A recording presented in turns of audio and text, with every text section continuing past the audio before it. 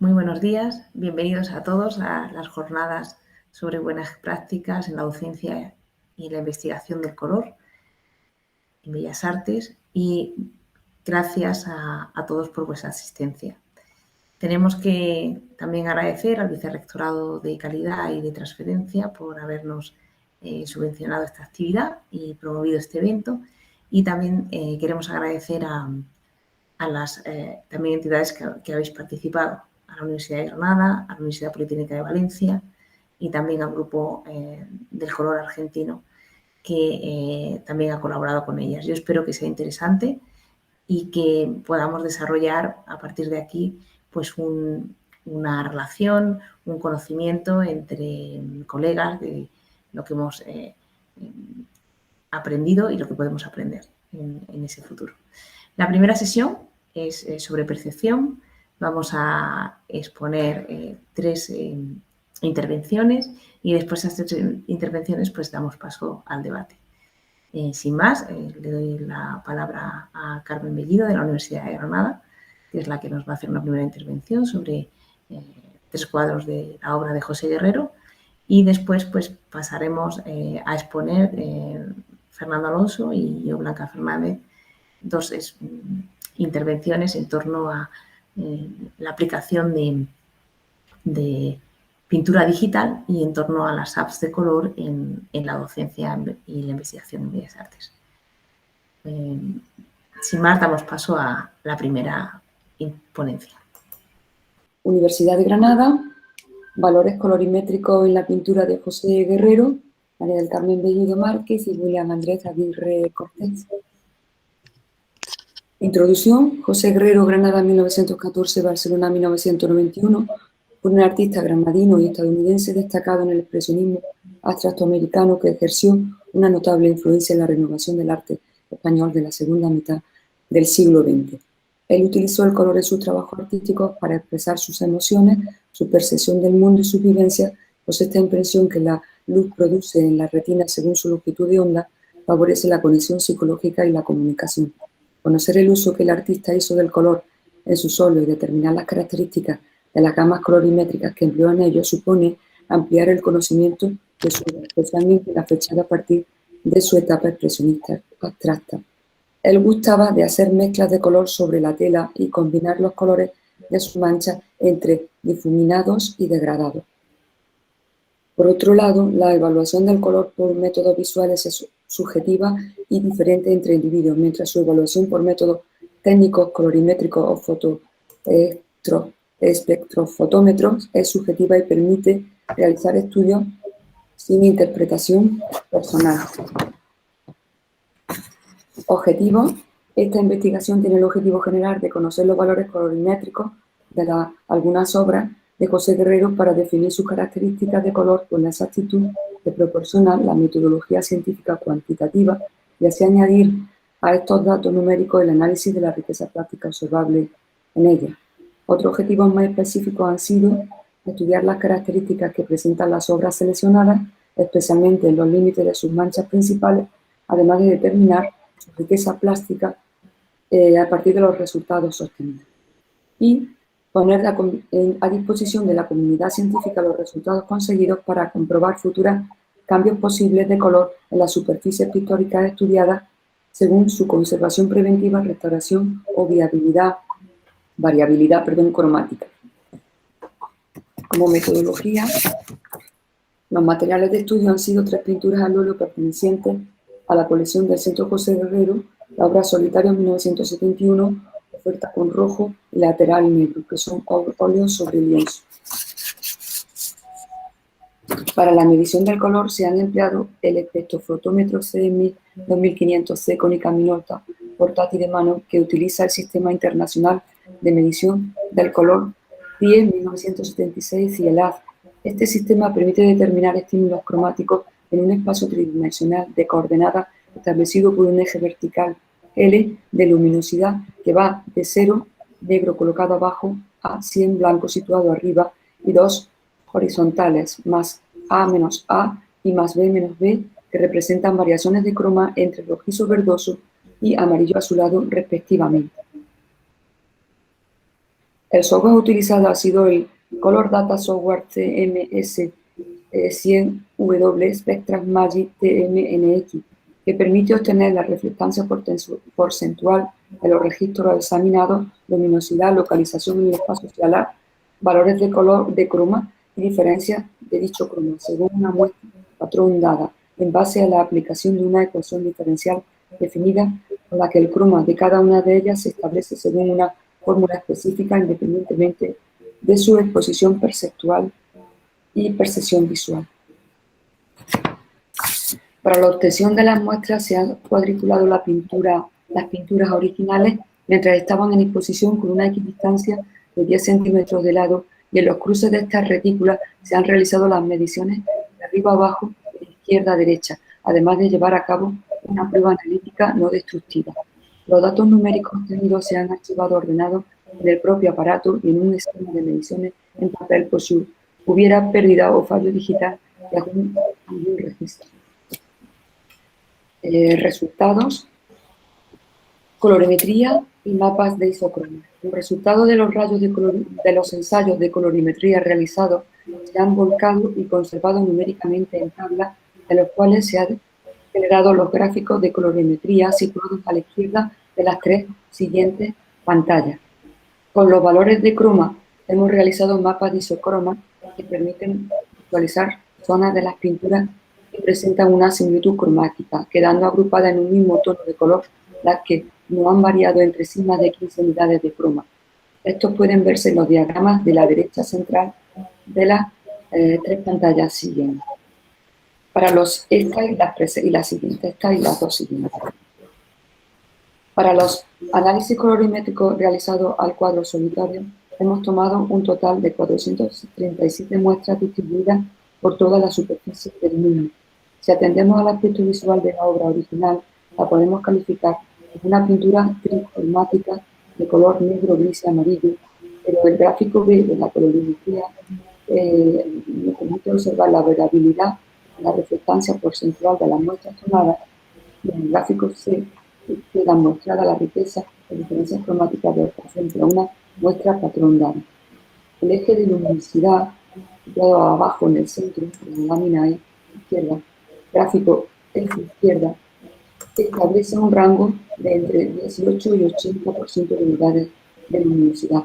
Además, en el plano de cromaticidad de la esquina inferior derecha, el gráfico de la izquierda, se muestra el gráfico F derecha. Hay una disposición de puntos que en su mayoría corresponden a tonos amarillos anaranjados de baja a media saturación, situados hacia el medio y el borde del mismo. Un grupo de estos puntos queda definido como amarillo medio, otro como valores de tonos subsaturados, que corresponden a colores grises amarillentos, grises anaranjados y grises verdosos. Esta estimación se relaciona con el cromatismo del cuadro, en el que existen distintos de matices distribuidos en grandes planos compositivos de colores heterogéneos. En el gráfico de colorimetría, el central, derecha, o mapa de isocromas, se pueden observar valores comprendidos entre 0 y 90 unidades de croma, diferenciándose 6 áreas distintas. La representación gráfica del mapa de isocromas muestra una distribución espacial parecida a la localización visual de las manchas de color de la pintura, pero con diferencias. Los espacios pictóricos en la obra real representan en el mapa de isocroma a los amarillos en el área F, las manchas más oscuras negras en el área B, y los contornos en forma de marco pintados en color gris en el área A. Se observa en la imagen una gran variabilidad cromática en los bordes de las grandes manchas, con la definición de las áreas B, C, D y E, lo que corrobora la no uniformidad de estas zonas de la pintura y su riqueza de matices, especialmente dada en la frontera, donde hay degradaciones que determinada la existencia de una franja perimetral distribuida por todo el cuadro en torno a las distribuciones compositivas principales que vitaliza la percepción de dichos bordes. En la obra oferta con rojo hemos tomado 285 puntos distribuidos en toda la extensión de su superficie.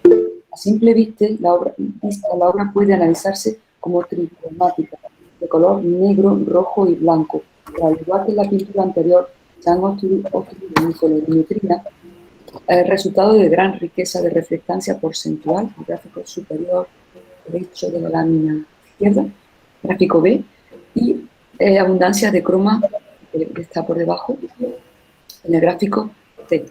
El gráfico F de la izquierda, lámina izquierda, centro, de colorimetría, el eje de luminosidad da un rango de entre 18 y 50 unidades, más baja que el anterior, indica mucha luminosidad.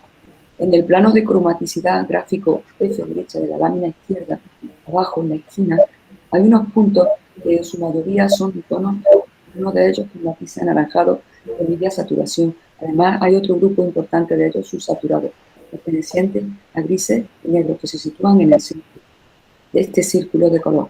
Esta valoración corresponde con el mismo cromatismo del cuadro que presenta riqueza de matices con tonos negros, negros rojizos, grises oscuros, rojos medios y rojos algo más anaranjados y rosáceos. En el gráfico de colorimetría, el central hacia la derecha, mapa de isocromas también llamado, presenta los resultados correspondientes a las diferencias de croma de este cuadro. Los valores cromáticos de la pintura han quedado establecidos entre 0 y 90 unidades, con 6 áreas de diferencias de croma. Podemos observar que las líneas y áreas de igualdad de croma se distribuyen de modo análogo a los colores y formas de la pintura original. Sin embargo, el análisis colorimétrico nos permite detectar mayor variedad cromática de la que a simple vista el ser humano diferencia con facilidad. El área A se asocia al negro de la pintura, el F al color rojo. También la gran mancha pictórica roja de la misma es la que presenta una mayor variedad de croma, según queda representado en las áreas D, E y F. Esta variabilidad cromática se expande por la parte superior e izquierda de dicha mancha y se incrementa más en su zona inferior izquierda, lo que pone de manifiesto que esta mancha no es monocromática, sino que posee importantes valores de croma bien diferenciados. Otra característica importante a destacar en el gráfico de colorimetría es la distinción y localización de la cromaticidad que presenta las zonas de transición existentes entre las manchas pictóricas de los colores rojos y negros de la obra, que están representadas en las áreas B y C. Con ello queda comprobado la gran riqueza de croma existente entre los bordes y los márgenes de estas manchas, lo que posiblemente sea uno de los principales captadores de interés del espectador. Del cuadro lateral negro hemos tomado 238 registros extendidos por toda su superficie. A simple vista la obra podría calificarse de cuatricromática, con colores negro, blanco, amarillo y anaranjado, rojizo, aunque según el gráfico B de colorimetría, la lámina izquierda en la esquina superior derecha de esta lámina, se muestran los resultados de la reflectancia porcentual de las muestras estudiadas respecto a sus longitudes de onda. La heterogeneidad de la reflectancia de dicha pintura es consecuencia de una gran riqueza en su colorido. Esto se manifiesta en las diferencias de croma entre todas las muestras, que está por debajo, gráfico por debajo, la lámina izquierda central, dada una muestra patrón perteneciente a la obra, según determina ese gráfico C, de donde hemos obtenido que la variabilidad de croma en toda ella es abundante. Por todo ello, el gráfico F de la izquierda, abajo, central, la lámina izquierda también, de colorimetría, ofrece el eje de luminosidad, posicionando sus muestras con una gran amplitud de rango, establecida entre 18 y 90 unidades, siendo muy abundante, ya que el cuadro va de colores blancos a negros. En el gráfico F de esa lámina, en la esquina derecha de la lámina izquierda inferior, en el plano de cromaticidad, ese círculo que ven de colores, hay una disposición de puntos que en su mayoría corresponden a tonos amarillos anaranjados, amarillos verdosos, como los más saturados, y otros negros, blancos, grises amarillos, grises anaranjados, perdón, que son los menos saturados, cercanos al blanco y al negro. Los resultados obtenidos corresponden con el colorido del cuadro, el cual, aunque parece tener grandes planos de color homogéneo, resulta estar compuesto de abundantes y diferentes matices cromáticos. En el pampa de isocroma, la lámina más central hacia la derecha, los resultados correspondientes a la diferencia de croma en estas áreas del cuadro han quedado establecidas entre 0 y 60 unidades, diferenciándose 4 áreas distintas. En el mapa de isocroma, Las áreas de igualdad de croma se distribuyen de manera similar a los colores y formas de la obra, pero con algunas variaciones destacables. El análisis global de diagramas de isocromas permite apreciar que las zonas amarillas del cuadro original están asociadas al color del área A, luego tenemos las negras asociadas al área D y las blancas al área B y las rojas al área C. Podemos observar ciertas diferencias. También podemos observar que la representación de las transiciones cromáticas de las áreas citadas no presenta de manera separada una separación lineal, sino mediante la conexión limítrofe de valores cromáticos intermedios, representados por las áreas C y B. Esto permite observar la riqueza de cromas que existe entre los bordes de las manchas pictóricas principales de los tonos negros, amarillos y blancos y negros, no presentándose de igual modo dicha variabilidad de croma entre las transiciones de los colores blancos y amarillos de la obra, que resulta ser límites más lineales. La presencia en este cuadro de colores aparentemente acromáticos, como el blanco y el negro, junto a otros de intensidad cromática, como el amarillo y el rojo anaranjado, es una constante en el quehacer pictórico del artista. Cabe, no obstante, diferenciar lo que se observa en este trabajo como manchas colindantes con fuertes contrastes de color se presenta con matices intermedios de croma en algunos márgenes que agudizan su riqueza cromática. Como conclusiones, la medición del color mediante el uso de herramientas colorimétricas permite identificar las cualidades cromáticas de las pinturas estudiadas de José Guerrero y determina su calidad de croma, que resulta ser rica y abundante. El análisis colorimétrico realizado pone de manifiesto la elevada riqueza plástica de los trabajos realizados, especialmente en los límites realizados por el artista, claro está, especialmente en los límites de las manchas de los colores que los componen. Debido a esta variabilidad se genera una tensión visual activadora de la percepción que atrae la mirada del espectador, dado que el ser humano se vale del contraste de luminosidad, forma y croma para distinguir planos de profundidad y elementos espaciales distintivos. La recopilación y difusión de los valores colorimétricos numéricos obtenidos ha generado un registro que permite poder detectar y evaluar las diferencias futuras de color que puedan presentar las superficies pictóricas de las obras estudiadas por causa de envejecimiento u otro deterioro parcial, material, químico o físico. Esto ayudará a determinar las actuaciones pertinentes para su óptima conservación preventiva y restauraciones, además de permitir conocer las características científicas de los colores de estas obras y estudiar la relación existente entre estos y sus valores psicológicos y simbólicos que el artista quiso expresar con ellos. Esta es parte de la bibliografía utilizada. Muchísimas gracias. Muchas gracias. Si os parece, paso a Fernando, que va a hacer la siguiente introducción y luego hablaré yo y ya tenemos tiempo de preguntas. Guardaros las preguntas para así ya dejar claramente y no extendernos entre medias, ¿vale? Fernando. Hola, buenos días. Bueno, pues voy a intentar también ser conciso y directo. Voy a presentar. Un segundito, a ver si... Un momento.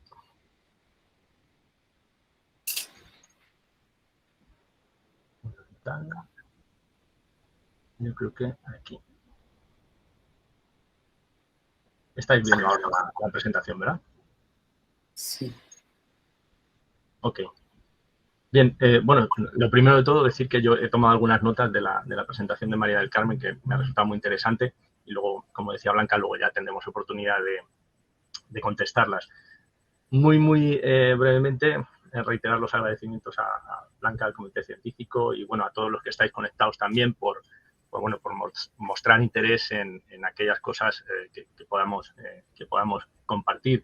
Yo voy a ser un poco más caótico en mi presentación y bueno, pues voy a intentar, como digo, ajustarme a los tiempos, pero nada, si a lo mejor en algún momento dado me acelero, pero bueno, pues es un poco el modo de trabajo al que estoy acostumbrado. Soy muy visual, trato de acompañar todo con muchas imágenes. Bueno, voy a hablar de pintura digital en la docencia del color y en ese sentido quería empezar directamente con una imagen de Andy Warhol trabajando con un ordenador Amiga 1000 hace, fijaos, en 1985, hace 36 años. Y, bueno, sobre todo para ilustrar que realmente esto de la pintura digital o del tratamiento digital de imágenes no es algo nuevo, es algo con lo que se viene trabajando pues desde hace muchos años y es cierto que quizá las aplicaciones en la docencia nos pueden resultar como algo novedosas, pero vamos, que no estamos hablando de algo relativamente nuevo, sino de algo que tiene ya cierto tiempo, ¿no? Precisamente el equipo con el que contaba Warhol ya en aquella época, podemos ver ahí, este es el equipo original que está en el museo de Warhol en Pittsburgh, en Pensilvania, y podemos ver que pues bueno, tiene una cámara escáner, tiene incluso una tableta digitalizadora y bueno, contaba ya con elementos como para poder trabajar con la imagen de un modo pues bastante creativo y efectivo, ¿no? Es cierto que, bueno, pues en aquel momento este ordenador en concreto ya podía trabajar con una paleta de 4.096 colores. Estos son algunos de los trabajos que bueno, que se pueden ver en el museo de Warhol, que comentaba algunos de los trabajos electrónicos que él realizó con este ordenador, con el Amiga 1000, y que, como digo, era capaz ya en aquellos años de mostrar una paleta de 4.096 colores, ¿no? Contrariamente a lo que hacían los PCs o los Macs de la época, que todavía funcionaban, los que tenemos una edad ya lo recordaréis, ¿no? O ya lo recordamos, con monitores monocromos o de fósforo verde.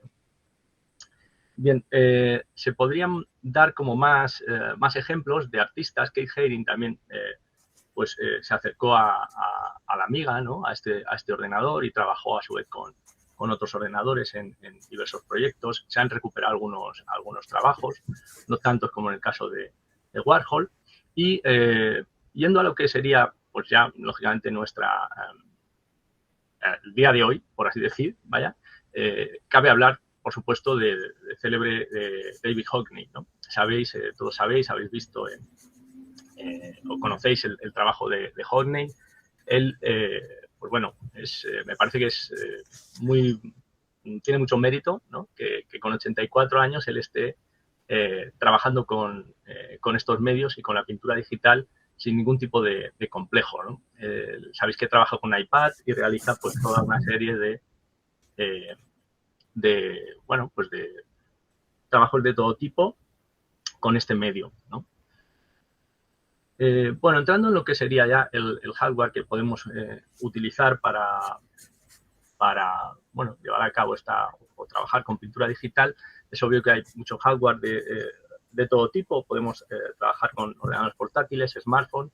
El software se va a adaptar a ese tipo de hardware y vamos a poder emplear el que nos resulte más cómodo, por así decir. Yo recomiendo, lógicamente, que se trabaje con ordenadores de sobremesa y bueno, en ese caso también pienso que es muy necesaria pues, o muy necesaria la segunda pantalla y bueno, pues eso nos va a permitir en un momento dado tener los controles en uno de los monitores y tener la zona donde vamos a trabajar en otro. No sé si hay algún micrófono activado por ahí, perdonad, pero lo digo sobre todo por si queda registrado el audio, que se pueda escuchar con claridad. Gracias. Bien, pues y en cuanto al hardware, pues la tableta gráfica, desde luego, es fundamental que esté, vamos, o sea, necesitamos una tableta gráfica para trabajar. Es cierto que hay artistas que están trabajando con pixel art y que incluso casi con el ratón pueden hacer obras de arte estupendas, pero necesitamos, digamos, un acercamiento de ese arte digital a nuestro modo de trabajar más analógico, ¿no? En ese sentido, disponemos hoy en día de mucha variedad en cuanto a tabletas digitalizadoras a muy bajo precio. O sea, yo muchas veces recomiendo a los alumnos en un momento dado hacerse aunque sea solo para probar, hacerse con algún modelo baratito. hay incluso desde 30 euros tenemos ya tabletas de este tipo con las que poder trabajar. Y, lógicamente, si ya nos interesa, vemos que la cosa pues tiene su jugo, que generalmente uno se engancha, pues nos podemos lanzar a por modelos un poquito más caros, ¿no? Afortunadamente, han bajado bastante de precio porque, bueno, pues hace unos años no tenían estos precios. Hace unos años hablábamos de 4.000, 5.000, 6.000 euros y actualmente este tipo de modelo en el que se puede trabajar sobre la pantalla pues son mucho más económicos y desde incluso 300 euros podemos encontrar algo ya relativamente decente con lo que trabajar. En cuanto a lo que es el software que se puede emplear, pues tenemos, por una parte, lógicamente, una gran variedad de software, ¿no? Hay muchas opciones. Ahí os pongo, por ejemplo, Corel Paint Shop Pro, Procreate, que es muy famoso, Krita, Pixel, Photoshop Pro, etcétera. Hay muchísimas opciones. Digamos que el estándar de la industria o lo que más... mi recomendación personal es emplear Adobe Photoshop, que es un software que nosotros o que todos conocemos. Sabéis que se necesita una licencia. Y luego la versión libre, ¿no? Por así decirlo, de Photoshop, que no es de la misma compañía, pero que es muy similar, que sería GIMP, ¿vale? Que es esta interfaz que vemos aquí abajo con este perrito.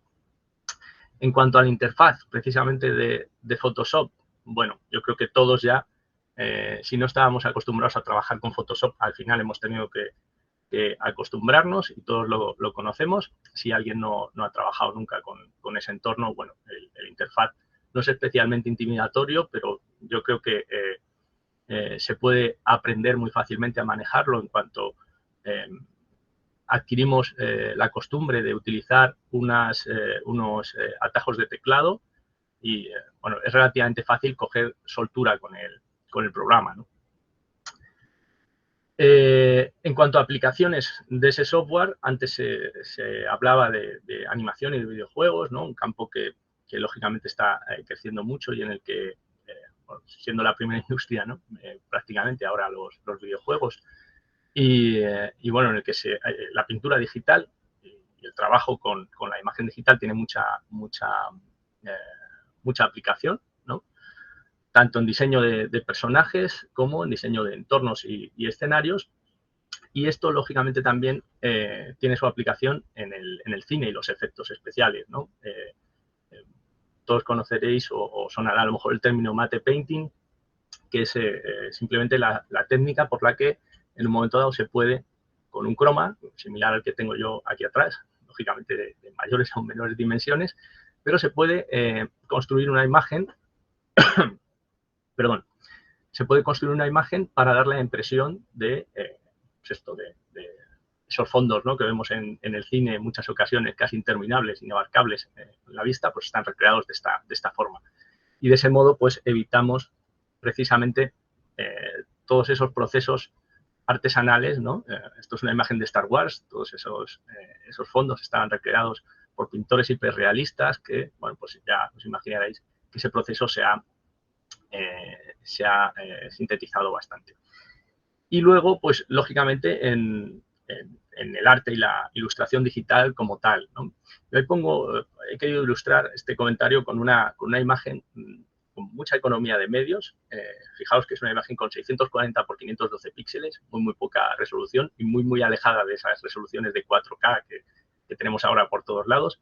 Únicamente 16 colores, si os fijáis, y realizada en un ordenador que es relativamente parecido a este que os mostraba de Warhol. Utiliza un procesador un poquito mejor, pero es de la misma familia y con un software que es, por así decir, un antepasado casi prehistórico de este Photoshop que comentábamos. Al final, como en todo, es la pericia un poco del que maneja la herramienta más que la propia herramienta en sí misma. Y bueno, aplicaciones en nuestro campo, pues de estas técnicas, de estas herramientas, de este hardware, por supuesto, pues yo, por ejemplo, con el confinamiento, pues he encontrado muchas de ellas, ¿no? Y con la tableta digital. Por ejemplo, una de ellas es esta, ¿no? El empleo de filtros para el trabajo con planos, volumen e iluminación. Cuando trabajamos con bodegones, por ejemplo, o incluso en figura, ¿no? O sea, con modelo del natural, muchas veces al hablar de planos, el alumno no entiende muy bien. Por más que le ilustremos, a veces le cuesta entender el concepto de plano, delimitar los límites, etc. A veces la aplicación de un filtro a una imagen puede ayudarle a entender visualmente el concepto, ¿no? Y puede, pues, en un momento dado, hacerlo como más visual. Otra de esas opciones para el estudio y el análisis de la valoración tonal, pues obviamente utilizar todas esas opciones de retoque fotográfico que nos ofrece ese software para, por ejemplo, pues el estudio de la valoración tonal, como decía, ¿no? O sea, esto va a permitir, desaturar una imagen, va a permitir al alumno poder establecer diferencia entre los distintos niveles de grises que tiene esa imagen de un modo mucho más rápido. Es cierto que, bueno, aunque venga a sustituir a herramientas ancestrales, ¿no? Como el espejo negro y demás, que todos hoy en día con el smartphone llevamos uno encima, esto es mucho más rápido y, como digo, más visual. También podemos emular o simular técnicas pictóricas, ¿no? Por ejemplo, imaginaos partiendo de la base de esa imagen desaturada, por ejemplo, trabajar con veladuras, con pintura transparente, distintas densidades y opacidad encima de esa imagen, ¿no? Y nos anticipamos a esos posibles resultados que vamos a obtener a posteriori sin tener, bueno, pues que hacerlo directamente sobre el propio trabajo. Otra de las posibilidades, pues, es la elaboración de bocetos, ¿no? De bocetos rápidos para trasladarlos al ejercicio real, modificaciones de todo tipo en la imagen. Por ejemplo, Photoshop tiene la capacidad también, igual que todos estos otros software, de crear pinceles. Esto que veis aquí son unos pinceles específicos como con muchos puntitos que creé para, durante el año pasado, hacer unas pequeñas demos hablando de síntesis partitivas y de mezclas promediadas. Y bueno, pues pude hacer unas pequeñas demos en clase en las que reproducía algunas imágenes y, bueno, yo creo que de ese modo pues los alumnos entendieron muy bien el concepto y, desde luego, creo que con relación a otros años en los que no había hecho esta demostración, pues vi en los resultados que había sido efectivo, ¿no? Mostrarlo de ese modo. Y luego, por supuesto, pues ya digo, durante el confinamiento, por ejemplo, también fue muy interesante el hecho de poder hacer correcciones directamente sobre el ejercicio, ¿no? Pues el caso de, pues, alterar un color y cambiar sombras más cálidas por frías, correcciones de dibujo, en fin, todo ese tipo de cuestiones que hacemos habitualmente en el aula con trabajos, pues trasladarlas o de algún modo, si nos vemos obligados por la situación, poder seguirlas llevando a cabo en las mejores condiciones, ¿no? En las condiciones más próximas a la realidad.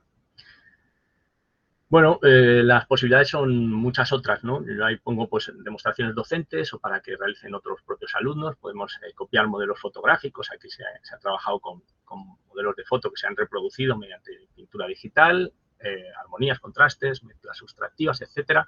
O sea, casi, como pongo ahí, en definitiva, cualquier trabajo que podamos realizar analógicamente en el aula, eso sí, como pongo ahí, a cambio de perder esa relación directa con el material y con esa plasticidad que bueno, porque a los artistas tanto nos interesa. En definitiva, pues la pintura digital creo que es una herramienta muy valiosa y bueno, las aplicaciones son múltiples, ya digo, no solamente de todas esas posibilidades que nos da el software, sino incluso otras que se están implementando, porque el software día a día va creciendo, ¿no? Incluso Photoshop ahora es capaz de crear modelos básicos en 3D, que en un momento dado podemos iluminar y trabajar a partir de ellos, creación de animaciones sencillas, etcétera. Trabajar con espacios de color, ¿vale? Y ver diferencias entre distintos espacios de color, etcétera, ¿no? Entonces, bueno, lo que quería era simplemente pues dar una pequeña revisión de la utilidad que puede tener esto. Espero no haber ido muy rápido. Muchas gracias y a veros, bueno, a veros un poco. Espero que os haya interesado, ¿no? Que no os haya apabullado con tanta imagen. Vale, gracias, Fernando. Para seguir un poco con la presentación, yo también presentamos Fernando y yo, pero ahora voy a hablar yo, y el punto era, a nosotros nos está siendo muy interesante, tanto a nivel de investigación como a nivel didáctico, trabajar con las apps de color. Por ejemplo, seguro que muchos de vosotros conocéis esta del I Love You, que es una que estoy consiguiendo que casi todos mis alumnos vayan y vuelvan en metro con ellas. O sea, he conseguido que mejoren su capacidad de discrecionar el color gracias a meterles en solitarios. Entonces, como esta, pues tengo unas cuantas que lo que consigo es que me estén jugando todo el día con el color. Una de las obsesiones que tiene la asignatura que nosotros impartimos, que además está en primero y que es de troncal, es conseguir de alguna manera pues hacer mucho más reflexiva la mirada, conseguir que se sea mucho más selectivo, que se sea mucho más interesado, más crítico con lo que se tiene delante, y para eso pues yo creo que las herramientas de las apps nos dan mucho juego. Entonces en las apps de color lo que nos parece fascinante es, primero, mirando el mercado, empezamos a hacer un número y hay como unas 1000 y pico en cuanto a color, o sea, es una barbaridad. La segunda cuestión es que hay muchísimas gratuitas, con lo cual es también un tema muy interesante porque las puede descargar cualquier alumno, y al mismo tiempo pues permite que ellos estén muy aproximados a un medio que, bueno, el móvil lo tienen más pegado que nada en cualquier contexto, y a un medio que es mucho más cercano a ellos que lo que es la propia pintura analógica.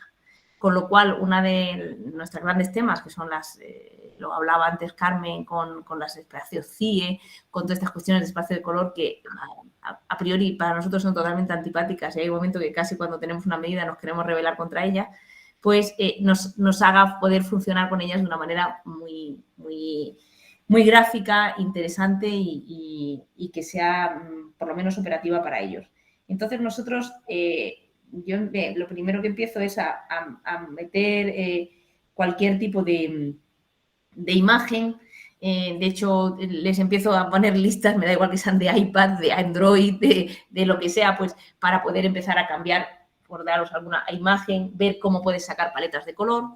Ves también cómo puedes empezar a jugar, que esto también es un tema muy interesante con respecto a las armonías. José Gregorio, aquí me acuerdo de ti. Esto es otra, a ver si lo puedo enfocar bien, espera.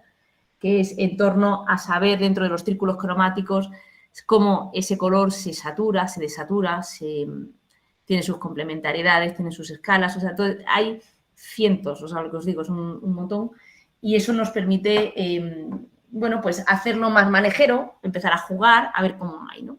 Entonces, con ese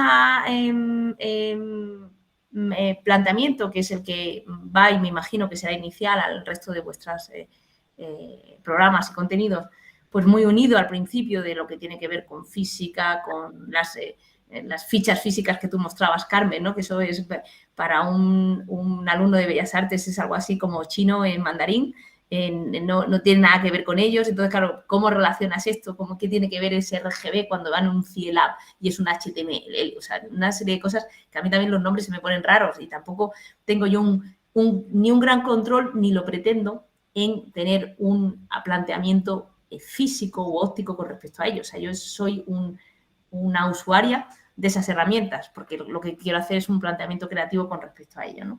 Entonces, os comparto pantalla. En principio, ¿estáis en pantalla o todavía no, no? Espérate. No. No estáis en pantalla, vale, sí, porque no la he puesto, vale, ahora sí. Lo que hicimos el año pasado fue intentar unir ahora sí, ¿verdad?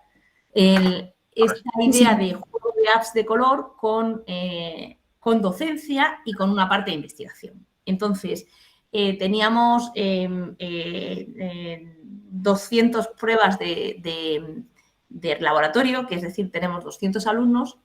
200 alumnos después de eliminar alguno más en alguna prueba que no había sido completa, y lo que le propusimos es plantear una actividad como una práctica que fuese común a todos los grupos de la asignatura, que en eso pues colaboraron los profesores que había de primero, de los que estábamos en la asignatura, y plantearles hacer algo muy concreto con las apps. Ahí jugábamos primero familiarizarse con las apps, familiarizarse con todo este tema de terminología de sistemas. Y luego también poner, que yo creo que es una parte, un punto de vista crítico desde el punto de vista de la parte artística, poner también en cierta crítica o cierta construcción lo que son las herramientas tecnológicas, porque no son falibles y perfectas. O sea, básicamente hablar de relatividad del color. Entonces, este proyecto nos lo seleccionaron en innovación. Lo presentamos también en la Semana de la Ciencia, hicimos una versión, de hecho este año, ahora en noviembre, vamos a hacer otra versión de la Semana de la Ciencia y como os digo, trabajamos con 200 personas, que eran 200 pruebas, ¿no? Entonces nos lo planteamos en plan práctica. Por un lado, que iba a haber una toma de datos, esto era cada uno, y por otro que íbamos a comparar los datos entre todos los grupos y lo que os digo, los 200 alumnos. Entonces, seleccionamos entre ellas pues unas apps que eran cómodas, que nos daban datos tanto en imagen, eran de fácil captación, todas son de captura de imagen, y que las podían tener todos los alumnos, se las podían descargar, y lo que hicimos fue coger de los mismos pliegos de cartulina, nos los repartimos entre los distintos grupos, con lo cual teníamos el mismo origen de la prueba, la misma prueba, y se la dimos a cada alumno, de tal manera que lo que iba a hacer era captar con su móvil la misma cartulina y iba a poner los datos, y esos luego los íbamos a compartir. Entonces, era interesante porque todas las apps, cada uno, bueno, pues les enseñábamos en clase cómo funcionaba, ver qué posibilidades tenía, y las apps en general de color están en torno a los 1000 colores. Depende de cómo sea el app, tiene más o menos colores hacia arriba, hacia abajo. Aquí está abajo también en iPhone, porque en iPhone hay algunas que no eran exactamente iguales, pero que sí que se podían equiparar, aunque el tanto por ciento de iPhone entre nuestros alumnos era de un 5%. Entonces, utilizamos esta de Color Grab, utilizamos este de Color Mete Free. Cada una también tiene sus particularidades para luego poderlas usar a nivel de herramienta para analizar imágenes por ellos. De hecho, es una de las cosas que ha sido interesante después, que los alumnos se han familiarizado y se han puesto a utilizarlas para sus obras y para sus análisis. ¿Sí? No. Esta de aquí, igual, en la misma línea, Picker o Color Picker y Color Palette.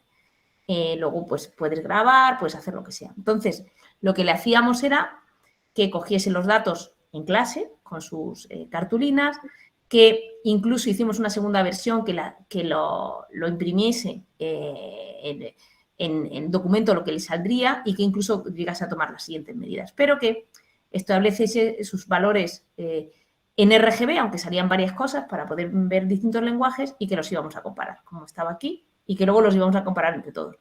Entonces, esto, por haceros un pantallazo malo de todas las gráficas que había, lo que nos pareció muy interesante es que es verdad que cada uno tenía su móvil, que cada uno pues tendría su orientación, su distancia, o sea, ya había muchos elementos, pero no conseguimos ni una línea igual. Solo hubo un momento que hubo 2 personas que luego las descartamos, porque es verdad que los habían hecho juntos. Y entonces, cuando salieron, les preguntamos y nos dijeron que efectivamente hemos tomado las medidas con el mismo móvil porque nos daba problemas y los hemos hecho juntos. Con lo cual, ese lo descartamos. Pero, claro, que teniendo aplicaciones que solo dan 1000 colores, dando la misma cartulina, y que no salga ningún color igual, lo interesante era ver que claro, ellos mismos estaban sorprendidos porque tenían un aparato que consideraban infalible, exacto y predeterminado, y no sacábamos ninguna imagen igual. Y comparando los datos, la verdad es que es interesante que esto, por ejemplo, es uno de los grupos. Como os digo, pues teníamos al final 200 alumnos. Depende del grupo, podía ser más mayor, en torno antes o después de 30, ¿no? Y lo interesante de aquí es que también los propios aparatos sacan sus distancias, porque teniendo colores con cartulinas con una saturación muy, muy aproximada a un nivel de croma muy equiparado, sin embargo, pues resalta mucho más el rojizo, ¿no? Entonces, nos ha parecido muy interesante para poder, o sea, didácticamente ha funcionado, yo creo que muy bien. De hecho, los alumnos ya lo incorporan antes o después, pero que también ha sido interesante para ver, que sería una pregunta para futuro, intentar controlar más la toma de muestra y ver si realmente, incluso sin hacer un estudio de mercado de los distintos aparatos o móviles, si realmente cuáles serían las tendencias de cada casa, porque cada casa tiene unas tendencias a exagerar una serie de tonos en direcciones muy determinadas, ¿no? Y nada más, no sé si quiere algo añadir Fernando, pero con esto pues daríamos lugar a los comentarios que necesitéis. Haber dejado de presentar. Ya he dejado de presentar, ¿verdad? Vale. Entonces, si queréis comentar algo, si tenéis dudas, si... Bueno, quizá mientras la gente... Ay, perdona, que Adriana iba a comentar algo justo. Pues creo que no tienes activado el micro, Adriana. Ya, hola, ¿qué tal? Nada, era por si podías repetir el nombre de la primera aplicación que has dicho, la de que salían como unos cuadraditos en la pantalla, que tus alumnos la utilizaban en el metro, si pudieras repetir. I love Hue, Hue de tono, H-U-E. Ah, vale, bueno, genial. O sea, Vale, en vez de gracias. I love you. Vale, perfecto. Juega con eso. Vale. No, yo iba a hacer un comentario simplemente, digo, mientras la gente puede quizá reflexionar o preguntar o pensar alguna pregunta sobre esto que comentabas, ¿no? De que al final cómo determina o cómo se determina tanto esa muestra, pues en función de, digamos, de la propia marca de ese aparato, ¿no? Que incluye unas ópticas, en concreto me refiero a los smartphones, ¿no? Y cómo eso al final condiciona un poco el hecho, o sea, no solamente el condicionante externo de dónde se toma la muestra, etcétera, aunque las muestras sean iguales, sino cómo, por ejemplo, lo hemos comentado muchas veces, ¿no? Pues en los Samsung se tiende, y perdón por dar una marca comercial, pero se tiende a saturar un poco más el color. Otras marcas, por ejemplo, tienden a acentuar más el contraste. En fin, al final siempre hay ligeras variaciones que es verdad que condicionan un poco el hecho de que sea muy difícil tomar muestras similares, ¿no? Y eso yo creo que también es interesante, como decías tú, Blanca, que perciban eso los alumnos, ¿no? Que no son máquinas perfectas y que no es como, o sea, no están utilizando un espectrofotómetro como el de María del Carmen, ¿no? Que es capaz de registrar una longitud de onda específica, de ofrecer unos datos más precisos, sino que, bueno, es un aparato un poquito más divulgativo, entre comillas, que sin duda tiene utilidad, pero que, lógicamente, pues no ofrece unos resultados tan precisos. Solamente comentarios.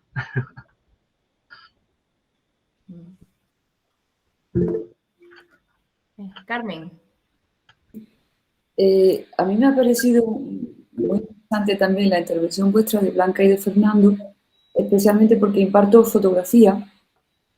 Y entonces, con David Jones, por ejemplo, yo les hablo a los alumnos de las fotografías pintadas. Entonces, la base fotográfica de muchos de vuestros trabajos de toma, en el caso de Fernando, veía como imágenes de un mercado o de un paisaje, que partían de una fotografía que luego podrían ser interpretados, los colores cambiados, variados. Entonces, le hablo yo a mis alumnos también de la importancia del color en la composición fotográfica, como hoy en día la fotografía está por todas partes como elemento de comunicación, de los primeros tanto más como la palabra, porque se está convirtiendo la comunicación en una manera mucho más simbólica en cuanto a imágenes y colores. Y llegamos un poquito a hablar el otro día de ese hecho de la postfotografía, que no sé muy bien dónde queda, pero hay como una palabra novedosa que habla ya Foncuberta de ella, y que nos dice fotografías que son intervenidas, hasta qué punto ya no tienen una similitud con la palabra original de tomar, dibujar con la luz, fotografía, fotones y dry, dibujo, ¿no? Grafía, dibujar con la luz. Eso se diluye en los medios digitales hasta el punto de que hay imágenes fotográficas que no tienen referente alguno de ninguna realidad, sino que vienen de animaciones, de dibujos, de otras interpretaciones artísticas, digámoslo así, con las que se puede componer un collage o un fotomontaje, y sin embargo en términos generales, ya está tan dilatada la palabra fotografía como la palabra escultura, donde la performance, donde el happening, la instalación, muchísimas cosas forman parte, ¿no? Como Rosalind Krauss, aquello que no sea que no sea arquitectura, forma ser parte del espacio ni pintura, es escultura. Algo está pasando y los colores tienen un valor fundamental porque dependen de los distintos útiles que los alumnos emplean, los diferentes teléfonos y las diferentes aplicaciones. Lo mismo que antes pasaba en los carretes fotográficos, el AFA, color, era mucho más intenso en colores que otros carretes de color. Las distintas aplicaciones permiten también hacer una variación y subirle mucho la saturación, ponerlas en blanco y negro. Entonces, yo a veces le llevo a decir, ¿pensáis que estamos en los límites de la fotografía o hemos dado otro salto? Estamos en otra combinación de técnica, otra combinación de disciplina, abierta, expandida, en fin, a veces creamos esos debates por si a alguien le interesa. Me ha gustado mucho ver eso, que usabais la fotografía también como base y la base de la pintura. Y de hecho me han hecho algunas fotos de la facultad pintadas como David Hockney después con tablet, intervenidas así como por estos finales. Me queda interesante. Vale. Carmen González, te doy paso. Buenos días. Bueno, muchas gracias y en primer lugar daros los buenos días y agradeceros la organización de estas jornadas, que he entrado tarde y ya habíais comenzado. Un saludo a todos los compañeros también que veo por aquí y sobre todo gracias por compartir estas experiencias y por permitirnos hablar de esto, porque es verdad que no ponemos suficiente en común cómo trabajamos en pintura en primero y yo os quería hacer un comentario o una consulta a partir de todas vuestras indicaciones y de las aplicaciones que son muy interesantes. Yo algunas las utilizamos en clase o las comentamos, por ejemplo, a Love Web, que es un juego que es tan sugerente para ellos cuando hacemos estructuras de color, pero mi pregunta también tiene que ver con lo que has puesto, Fernando. A mí lo que me preocupa mucho, sobre todo en primero, y cuando yo llamé Pintura 1, es la primera introducción al color de los estudiantes que empiezan en Bellas Artes, que empiezan con trayectorias a veces tan distintas, porque ya no todos vienen del bachillerato artístico, algunos vienen del bachillerato científico, de humanidades, tienen unas experiencias sobre el color muy diferentes. Todos tienen, de alguna manera, lo que habéis comentado también, Blanca, esa contacto, por supuesto, con lo digital y con el color en la digital y el manejo de los parámetros en fotografía y los filtros del teléfono, pero cuando empezamos a mezclar el material, y con esto me refiero ya al óleo, a la materia, al pigmento, yo encuentro que a veces utilizar las aplicaciones, nosotros utilizamos a veces simplemente el círculo cromático de Adobe para hacer comparativas, herramientas muy rudimentarias digitales, me refiero. Porque yo encuentro que luego como que les da pereza, por ejemplo, en el I Love Web les encanta, ¿no? La precisión del cuadradito y la recompensa, ¿no? De que se ajusta.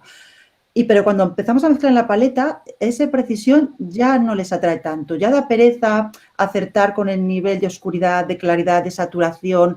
Lo que decía antes Fernando, que me pareció muy interesante que utilizaras esa imagen digital para hacer esas comparativas con los niveles de claridad o de oscuridad, las sombras proyectadas, esos planos de color, les da esa especie de pereza en la precisión de la mezcla con el óleo, o sea, ese paso un poco de lo digital, lo satisfactorio, lo directo que es y la recompensa un poco y luego la poca recompensa que te da el pigmento, ¿no? Que es un trabajo más de largo plazo, Entonces, a mí me preocupa mucho en el inicio de las técnicas pictóricas eso que habéis comentado también antes, ¿no? La relación directa con el material, que es tan importante, y lo táctil, el olor, la experiencia de todo eso, que en lo digital se nos busque un atajo por el que luego eso, no sé, de como, esa pereza de, no sé si me entendéis. Entonces, a mí la pregunta es un poco cómo combináis un poco estos dos mundos, ¿no? Para que luego sean los dos igual de sugerentes, ¿no? no sé si me he explicado bien, sería más una reflexión en voz alta, porque sí me preocupa eso, como, sobre todo en primero, cuando son estudiantes que no todos quieren pintar, tienen que tener ese acceso previo o esa formación básica en pintura, pero a algunos les gusta muchísimo y lo disfrutan, pero luego hay gente que no tanto. Entonces, ese equilibrio entre todos esos perfiles tan diferentes y ese uso de herramientas que es tan diferente, ese paso de lo táctil a lo digital. No sé, es una reflexión en voz alta. ¿Qué comentas tú, Fernando? Luego voy yo. Sí, bueno, desde luego yo, o sea, vamos, soy un defensor acérrimo de esa materialidad y de esa tactilidad, de esa atracción por los materiales tradicionales, ¿no? Yo en este caso, quizá con la presentación os he podido parecer como muy defensor y efectivamente es lo que he hecho, ¿no? Defender la pintura digital, pero es cierto que, por ejemplo, yo en el programa solamente incorporo una clase a final de curso, igual que, por ejemplo, en Madrid trabajamos con técnicas al agua prácticamente en todo el primer curso, y solamente al final incorporamos, o en mi caso yo incorporo una práctica con pintura al óleo, ¿no? Que es lo que van a hacer sobre todo en segundo y en cursos posteriores. Ya digo, yo creo que es algo que es cierto que está ahí y que ellos, como antes comentaba también María del Carmen, a ellos y Blanca, ¿no? Les es más extraño precisamente, o les es más ajena esa relación con el material que lo digital, ¿no? Lo digital es a lo que están absolutamente acostumbrados. Entonces, concuerdo contigo en que ellos, de algún modo, prefieren esa experiencia directa, rápida, y ahorrarse todo ese trabajo en la paleta, por así decir, ¿no? A la hora de ese trabajo más tradicional, pero desde luego lo que hay que hacerle ver es que es muy necesario, ¿no? Yo les pongo muchas veces el ejemplo, esta Venus de Milo que os he mostrado, estaba hecha por mí en pintura digital, y es casi el segundo dibujo que hice en digital, ¿no? Yo siempre les comento que realmente fui capaz, aprendiendo unos atajos muy sencillos, de llegar a ese nivel en pintura digital por previamente todo el trabajo que había hecho en analógico, ¿no? Y esto también he procurado ponerlo muy en valor, incluso cuando he estado impartiendo clase en centros en los que, he dado asignaturas de grados relacionados con animación y con videojuegos, porque me parece que el trabajo, desde luego, material y el trabajo tradicional es fundamental, ¿no? Máxime cuando, y no quiero extenderme tampoco mucho más, pero cuando es cierto que no sé cómo percibiréis vosotros en el resto, pero hay un pequeño descenso de nivel, por así decir, en el conocimiento de los alumnos y en las habilidades y destrezas que traen de fuera. Pero bueno, Blanca, no sé si quieres tú. Sí, bueno, yo también iría en la misma línea de Fernando. O sea, nosotros, el programa que tenemos en primero en Madrid, cuando se cambió el grado, está unido lo que era color, no está separado de lo que es procedimientos. Y entonces el tema de la materialidad está permeado durante todo el curso. Y además nuestra asignatura es anual, con lo cual nos da tiempo para poder programar en las dos cosas a la vez. Entonces, quiere decir que nos metemos muy en faena con el material. De hecho, la parte digital no es el centro, no es el corazón de la asignatura. Es algo que precisamente nos permite volver a mirar lo que hacemos. O sea, yo lo utilizo, por eso incluso muchas veces las actividades tenemos una parte en clase, yo hago muchas prácticas cortitas que son de ese día o sugerencias, que hay una parte de material analógica que estás pintando y luego hay otra segunda parte digital. Entonces, la segunda parte digital lo que hace es volver a mirar lo que has hecho analógico. O sea, lo que utilizo como mucha cuestión.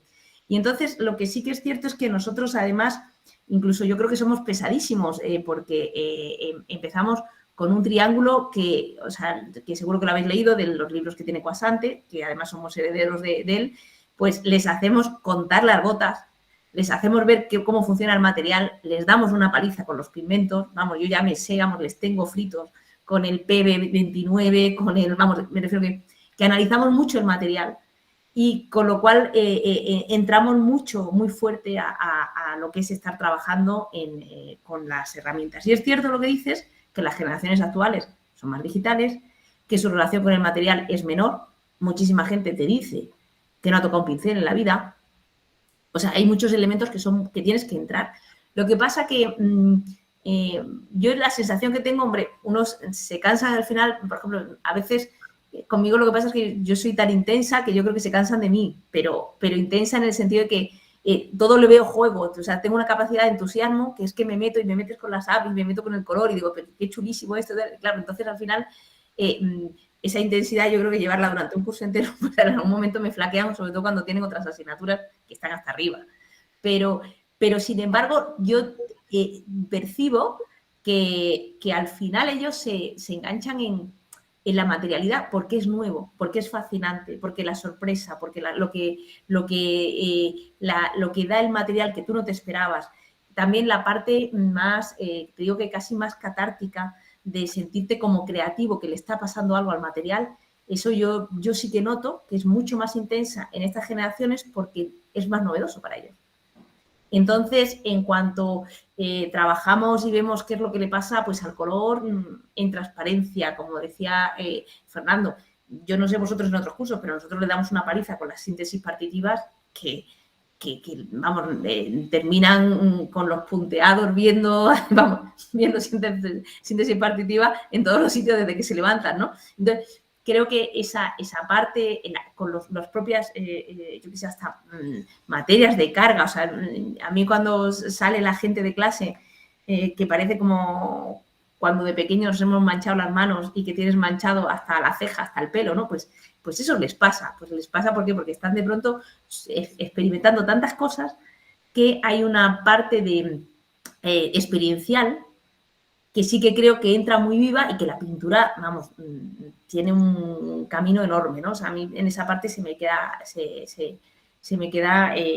corta. No tengo tanto problema en lo analítico de lo digital con respecto al analógico, cómo se combina, sino más bien, yo creo que a veces la distancia del alumno para mí está más en lo que es los análisis racionales. O sea, el alumno que por lo menos yo percibo es un alumno que está más interesado en esa idea, como dicen, hacerlo a mi manera o a mi lenguaje. Yo que sé, a veces me dicen a mi estilo, ¿no? Ese es el término, a mi estilo, que yo todavía no sé qué es eso de a mi estilo, pero todo el mundo te dice a mi estilo. Entonces, ¿qué quiere decir? Que hay un componente de entender lo que ellos creen que es el arte y la pintura como pura expresión de déjome llevar casi como si estoy sumido en una tensión interna, que me parece fenomenal, muy tipo romántica, pero la segunda cuestión es que toda esta serie de entender el color de forma más analítica, más racional, pues les parece que, bueno, que sí no van con ello. Yo creo que es un poco más el tema. Más que lo digital y lo analógico, es más que su perfil es que ellos están esperando que le dejes rienda suelta a lo que son sus planteamientos personales. Y entonces, claro, cuando estás ahí, que si hay que controlar el color, que si hay que, no solo por planetas restringidas, sino pues plantear, oye, vamos a estructurar el cuadro de una forma o en unos soportes o a ver qué pasa diferentes, pues claro, les parece, sí, interesante, pero muy racional. O sea, ellos lo que querrían es, pues, como diríamos, pues el campo abierto, ¿no? Esa es un poco mi sensación. No sé si la tenéis el resto. Sí. Tengo el micrófono abierto. Voy a decir que estoy de acuerdo con Blanca y con Fernando. Y en cuanto a que la técnica hay que conocerla, para después olvidarse de ella, palabras típicas también. Pero sobre todo lo que yo venía a defender, creo que podéis pensar casi parecido, que una técnica no debe solapar a la otra. O sea, que venga lo digital no quiere decir que tengamos que olvidar lo artesano o lo manual, sino que, o en fotografía lo analógico, sino que están volviendo muchas técnicas tradicionales por importantes autores que quieren retomar aquellas técnicas olvidadas y otras porque simplemente dan un juego artístico que lo digital es un poco más uniforme. O sea, ya no por moda, que también, sino porque hay verdaderamente personas que se definen que quieren trabajar en esas técnicas. Entonces, que los jóvenes conozcan ambas, lo veo enriquecedor y que no debería ser negativo, sino más bien lo contrario, que cada uno en su rienda suelta y en su estilo pueda utilizar aquello en el momento que le interese, para obra final, para bocetos, para combinar. Ahí puede estar la visión de tener espacio tanto mental como artístico, de posicionamiento, para que puedan trabajar libremente. Me parece eso. Una técnica no impide trabajar en la otra o al inverso. Sí, si me permitís, que yo os agradezco vuestros comentarios y que no quiero que se me haya entendido mal, que en ningún momento estaba comparando o poniendo una cosa por encima de otra, que además que sé que vosotros trabajáis muchísimo la técnica de cocina hasta arriba, pero la cuestión era, os ha parecido muy interesante lo que habéis dicho, dejarles claro a los estudiantes que estas herramientas pueden ser unas herramientas de reflexión posterior, ¿no? De análisis de lo que estamos haciendo, ¿no? De comparar resultados, comprobar y que en todo este proceso lo importante del color es aprender a verlo, ¿no? A verlo en sí mismo como un elemento que va separado un poco de lo que la idea que ellos previamente traen. No sé si estaréis de acuerdo conmigo, que normalmente vienen pensando que el color es una cosa que va después del dibujo, ¿no? Es algo que se aplica cuando ya has hecho la imagen y rellenas de color, que es un poco por lo que yo a veces soy un poco desconfiada de ciertas herramientas cuando no tienes un lenguaje previo, porque vas a lo ilustrativo, al dibujo que luego acaba siendo, pues eso, un dibujo coloreado. La idea de aprender, de trabajar desde el color en sí mismo, con los planos de color que habéis mencionado antes y hacer esas comparativas es lo que sí que me parece interesante. Vamos, que me ha encantado ver cómo lo equilibráis y cómo lo ponéis en relación, porque sí creo que habéis ofrecido muchas posibilidades de reflexión y de que incorporemos y aprendamos a utilizarlas. Yo ya os digo que las utilizamos en un nivel más rudimentario, pero creo que sí que es útil sacarle más partido, como habéis comentado. Así que muchas gracias a todos. A ti. Sí. Yo solo me quedaba una cosita con lo que tú has dicho, Carmen, antes con respecto a la foto. Así, Gregorio, ahora mismo te doy paso. Que en la exposición que hay en el espacio Telefónica, que tiene, es que ahora mismo no me tengo el artista, aunque me lo sabía, que es un artista que está trabajando sobre archivos de imágenes en blanco y negro y coger toda la documentación de la zona en color y trabajando en plan megadatos, pues establecer esa misma imagen en color. Me parece muy interesante porque lo que tú hablabas de la veracidad, más allá de todo lo que se ha escrito sobre la verdad de la foto, del otro espacio y tal, es muy interesante, es del mismo espacio con color o sin color. Y es la idea de sí, una memoria, pero que no se tiene distancia a que parezca que sea real. Y esa obra, ese trabajo que se expone ahí, me parece muy bien en esa posición. José Gregorio, cuéntanos.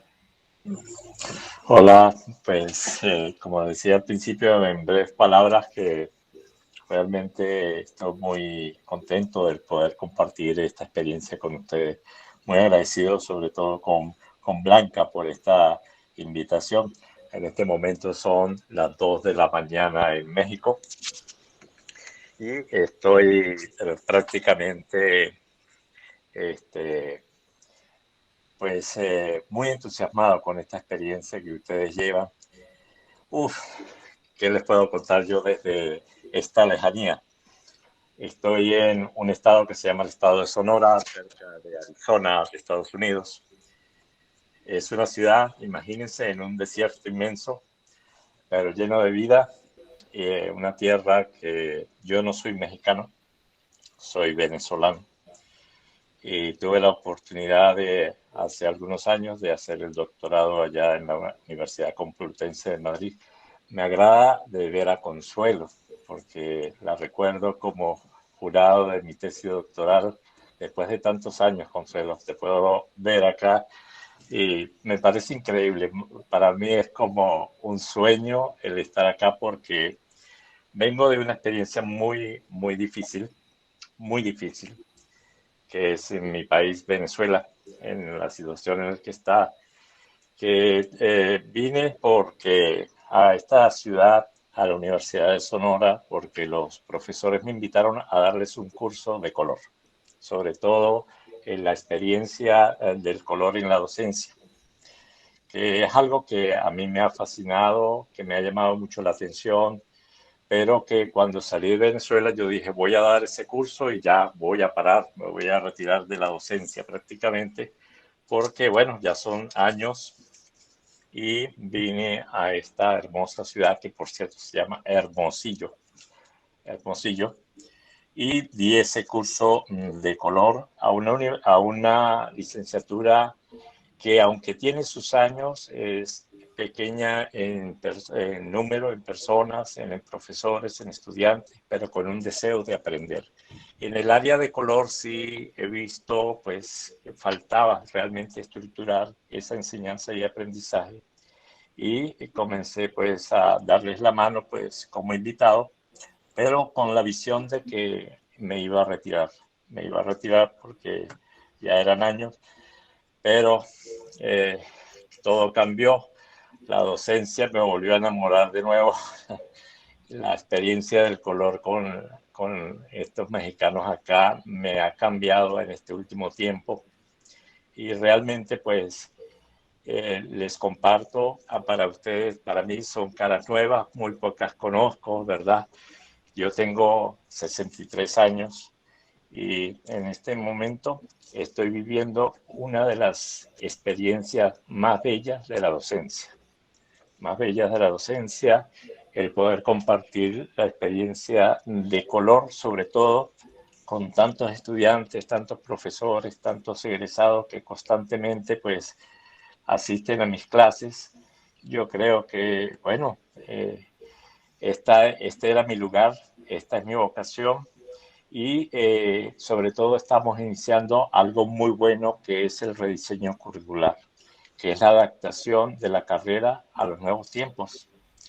Y una de las preguntas que se hacen es sobre todo de cara a las nuevas tecnologías. ¿Qué es lo que nos puede aportar? ¿Qué es lo que nos puede enriquecer cuando nuestros jóvenes están inmersos en ese mundo digital? Yo también imparto una materia acá que se llama la didáctica de las artes plásticas, porque también la licenciatura tiene que ver mucho con el aspecto de la docencia. Y cuando hacemos las prácticas de clases, porque tenemos que hacer prácticas de clases con los estudiantes, cuando hacemos el diseño didáctico, los programas, los temas que ellos escogen, prácticamente yo quedo maravillado porque los temas son ilustración digital, color digital, o sea, todo en función a las nuevas tecnologías, lo que ellos proponen. Los jóvenes mismos nos proponen eso, ¿no? Y yo digo, wow, este es el camino, esta es la realidad que se está abriendo paso y que nosotros tenemos que profundizar. En la temática que ustedes han desarrollado allá en España, pues me entusiasma, me maravilla. Nosotros apenas estamos comenzando acá.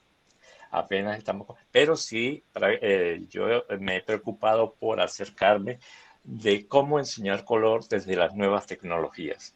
Les digo que a mi edad estoy aprendiendo, estoy incursionando en un campo que para mí es nuevo y que los jóvenes, en ese sentido, yo les digo, ustedes me tienen que ayudar porque en la parte tecnológica ellos tienen más horas de vuelo que yo.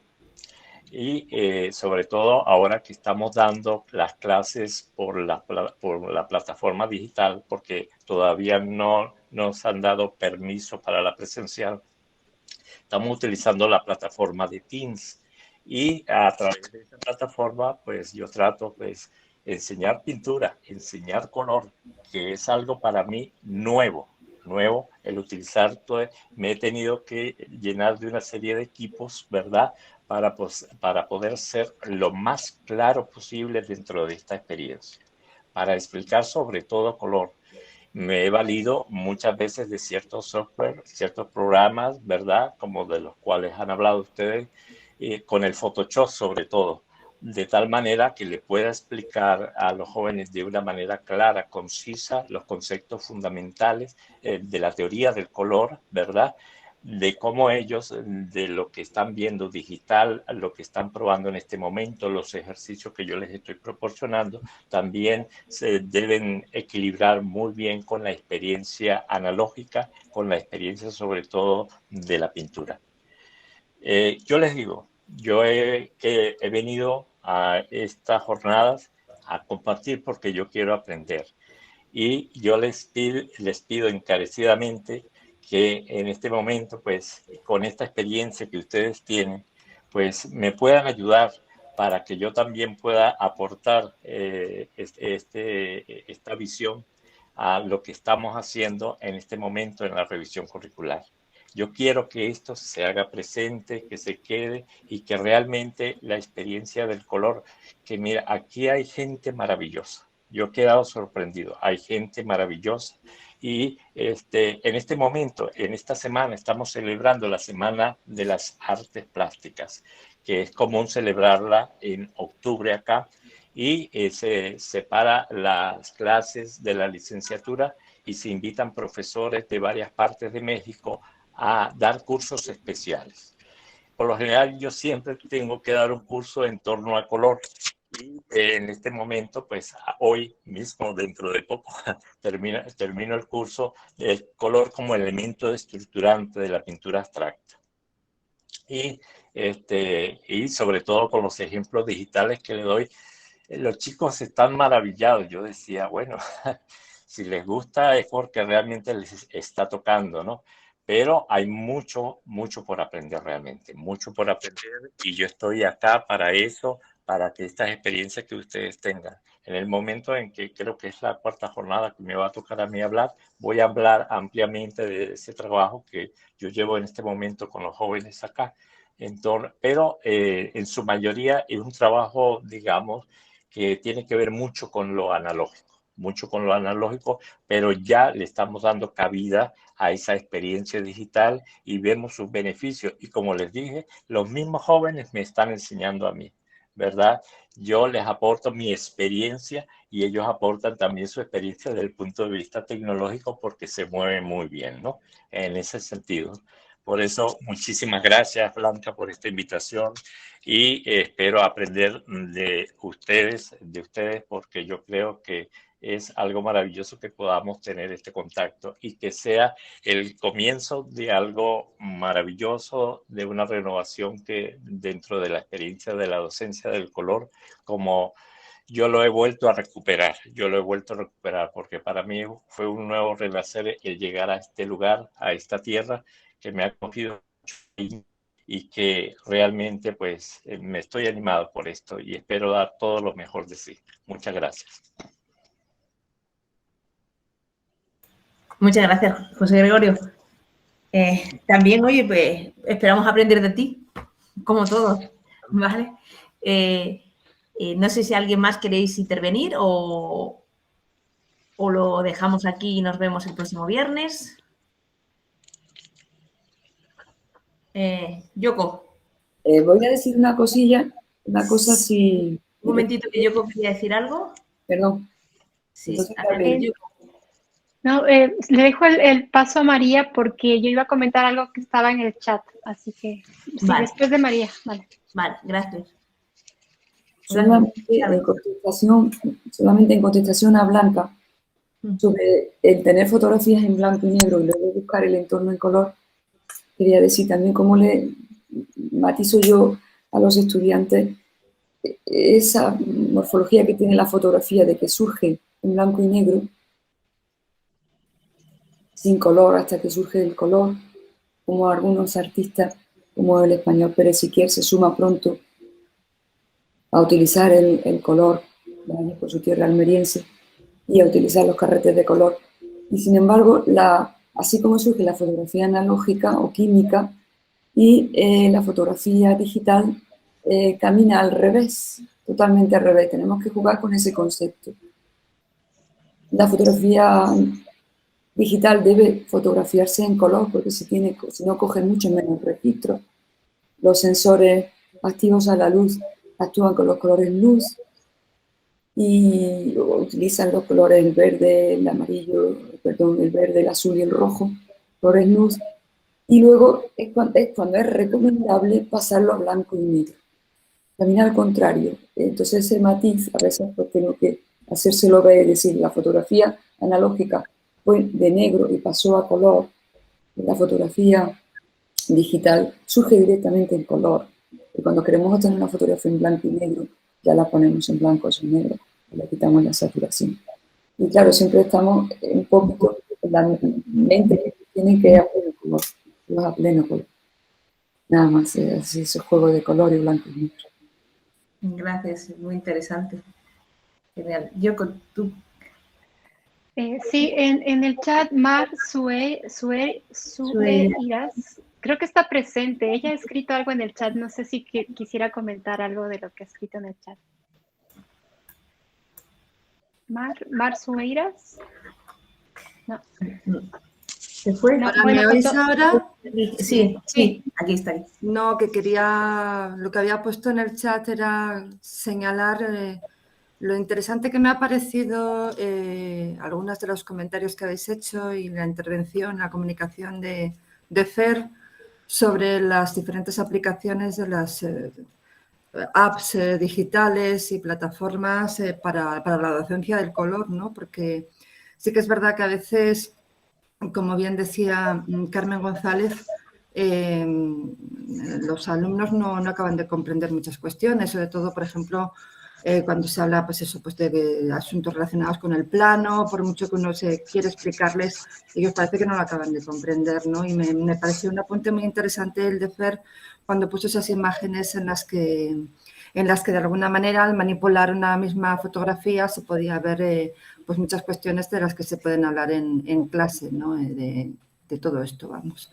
Era solamente eso. Lo que sí que quería comentar, aprovechando, que bueno, no sé si puede resultar muy interesante o no, a mí desde luego sí que me lo parece, es que estamos hablando del color, las nuevas tecnologías, la docencia del color, el color en la actualidad o el color proyectado incluso hacia el futuro, ¿no? Los estudios futuros del color.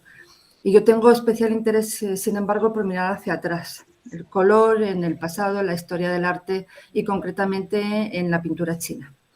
Lo que estoy estudiando últimamente me parece particularmente interesante es el tratamiento del color en la pintura china del periodo Song, particularmente, la evolución, la simbología concreta que tenía el uso de determinados colores e incluso el valor que tenían a veces suprimir el color, ¿no?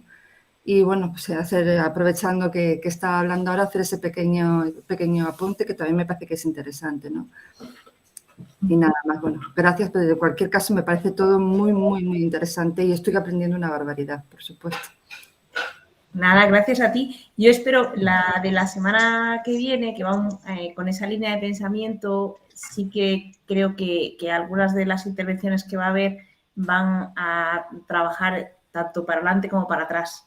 Porque la idea es, claro, hay un planteamiento en cuanto entras en la parte de pensamiento, entras en torno a lo que son las ideas, como tú dices, que va con lo simbólico y lo simbólico tiene delante o detrás, ¿no? Entonces yo creo que es un tema muy, muy, muy bonito y además no solo que es de atrás, sino que es puramente contemporáneo, porque nosotros tenemos que entender nuestras referencias y tirar hacia los arquetipos, ¿no? Entonces, a mí, arquetipos me refiero porque es que hay algo que vamos, eso también te digo, porque también es otra cosa que a mí me ha obsesionado en su época, que se repite y que lo puedes ir, si tiras del hilo, puedes encontrar unas conexiones muy largas y con paralelos muy largos en distintas culturas. Entonces yo creo que eso es un tema muy interesante que además incluso nosotros hoy en día lo hemos hecho producto de consumo, lo hemos mercantilizado, pero está ahí, ¿no? Entonces, yo creo que sí, que sería un tema, ¿no? A la hora, como seguro que podremos encontrar y detectar más ideas afines o comunes, yo creo que las temáticas que pueden salir de ahí, de lo que tiene que ver con un análisis de lo que es la parte del significado, de lo que es, pero no en una forma iconográfica, dura, estricta, sino más bien en todo lo que puede dar el color como otro metalenguaje. Yo creo que es un tema muy interesante. A mí también es una parte que me seduce mucho. Yo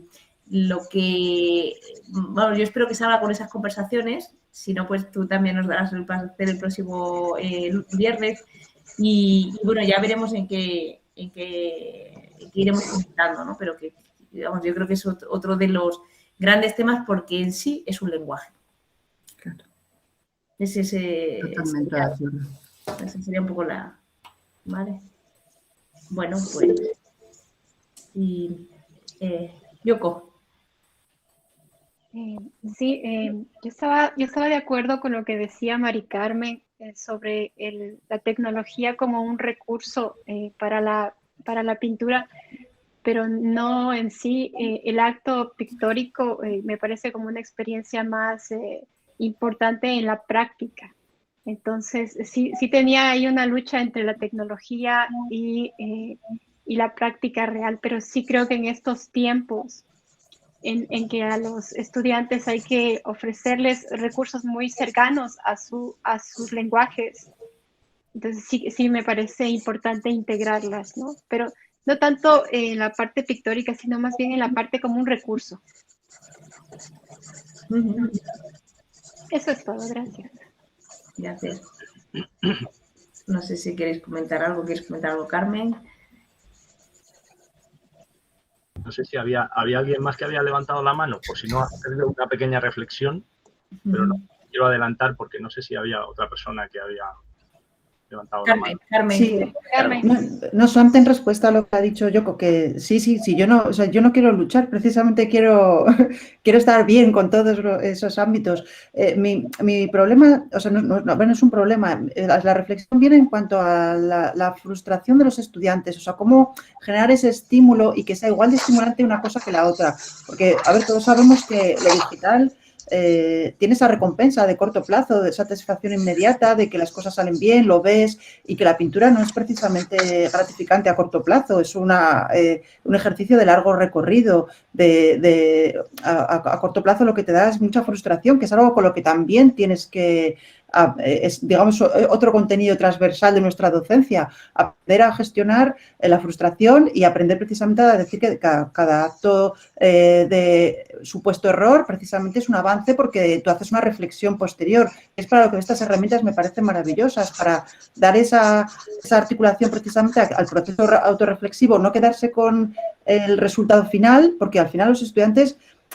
sabéis que tienen esa idea de vamos a hacer un cuadro, vamos a hacer una imagen, ¿no? Meterles la idea de que esto es un proceso largo, de largo recorrido, de que es un ejercicio más, de que es un paso más en el avance de su aprendizaje y que es un aprendizaje lento, es lo que me parece difícil gestionar con las nuevas tecnologías que ofrecen esa recompensa tan a corto plazo.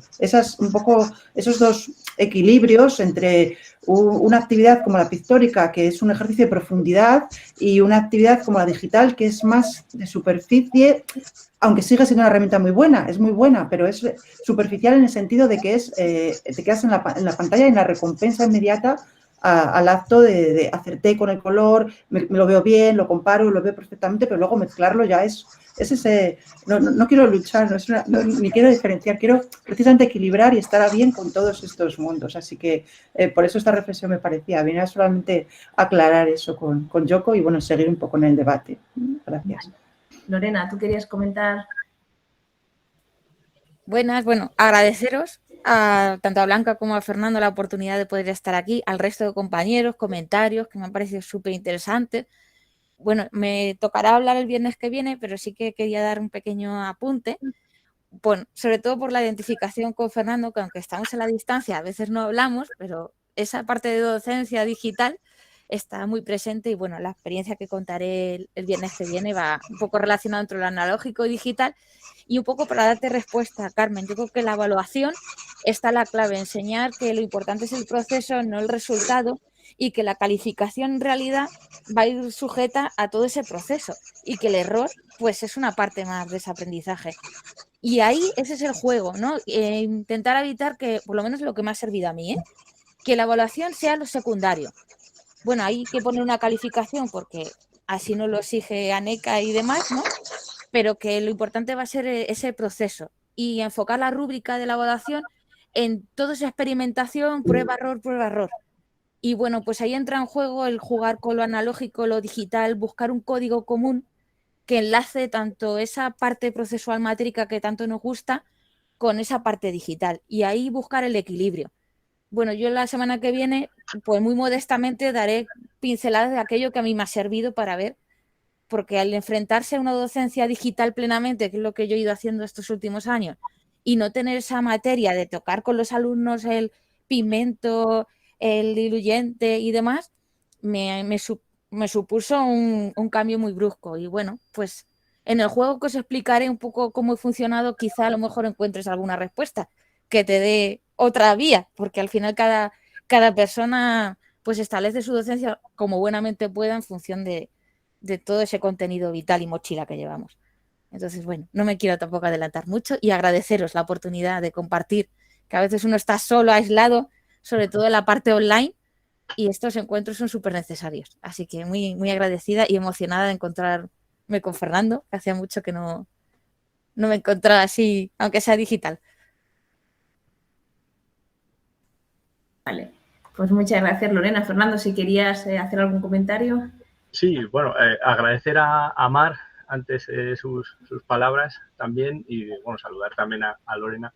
Y nada, era solo dejar una pequeña reflexión sobre lo que comentaba Mar antes, ¿no? De cómo a veces, bueno, ella decía que miraba al pasado y yo creo que muchas veces es algo que es necesario, ¿no? Y que también precisamente estas nuevas tecnologías, cuando más han evolucionado, es cuando han mirado al pasado y han transformado un poco sus metodologías, intentando emular las características de lo analógico, ¿no? A mí me viene a la cabeza, no sé si conocéis los programas de modelado en 3D, pero cuando se ha pasado del modelado en 3D poligonal, por así decir, y estoy pensando, por ejemplo, en 3D Studio Max, ¿no? Ese programa paradigmático del modelado en 3D, se ha pasado a trabajar sobre, entre comillas, lo que podría ser una especie de pella de barro digital, modelándola, deformándola. Cuando la tecnología ha permitido hacer eso, es cuando precisamente se ha evolucionado y cuando más aceptación han tenido todos estos procesos de creación digital, ¿no? Cuando hemos podido incluso pintar sobre ese modelado directamente, emulando a cómo pintaríamos un modelado reproducido físicamente, ¿no? O sea, no una aplicación mera de una textura sobre esa poligonización, sino casi emular a un spray que pinta sobre una superficie. O al final tenemos que, o de algún modo la tecnología tiende también a emular todos esos procesos manuales y por tanto, desde luego, yo creo que el mensaje un poco que deberíamos dejar los que, o digamos, los que nos sentimos también cómodos con esas tecnologías o intentamos que de algún modo sean partícipes en el proceso de aprendizaje, es que desde luego, como decíamos, son compatibles, se enriquecen la una a la otra, pero que nunca en ningún caso pueden sustituir ese conocimiento tradicional y esas bases tan importantes, ¿no? de ese conocimiento. Como decía una profesora que tuve yo ya jubilada en pintura, allí en la casa, en la Facultad de Bellas Artes en Madrid, yo recuerdo que ella decía, ya os puedo yo dar lecciones magistrales, que si no hacéis paleta, ¿no? Se refería precisamente a eso, ¿no? A la fisicidad. Si no mezcláis en la paleta, estáis perdidos, ¿no? O sea, que no perdamos eso. Yo creo que es volver a subrayarlo una vez más y dar las gracias a todos por vuestras aportaciones y por estar aquí hoy. Gracias.